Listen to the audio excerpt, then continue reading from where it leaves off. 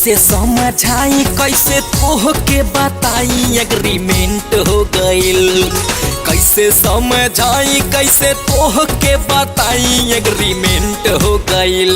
अब तोहारी जवनिया परमानेंट हो गइल। अब तोहारी जवनिया परमानेंट हो गइल।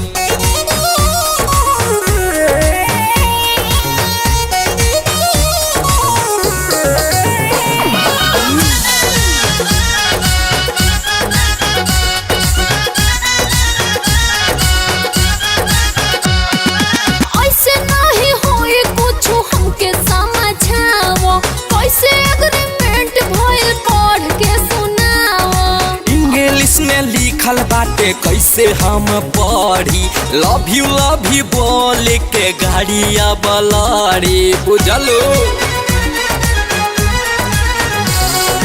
ऐसे नहीं होए कुछ हमके समझावो कैसे एग्रीमेंट भइल पढ़ के सुनाओ। इंग्लिश में लिखल बाटे कैसे हम पढ़ी लव यू बोल के गाड़िया बलाड़ी। चली ना बहाना कौनो व्हाट्सएप पे तहारा सेंट हो गइल। चली ना बहाना कौनो व्हाट्सएप पे तहारा सेंट हो गइल। अब तोहारी जवनिया परमानेंट हो गइल। अब तोहारी जवनिया परमानेंट हो गइल।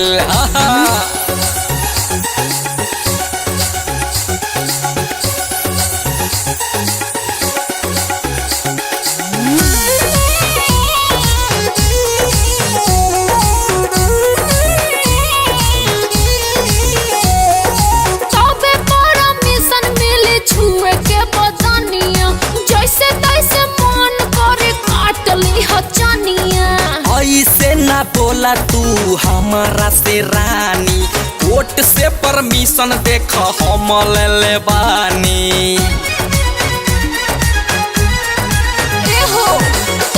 परमिशन मिले छुए के बदनिया जैसे तैसे मन करे काट ली हचनिया।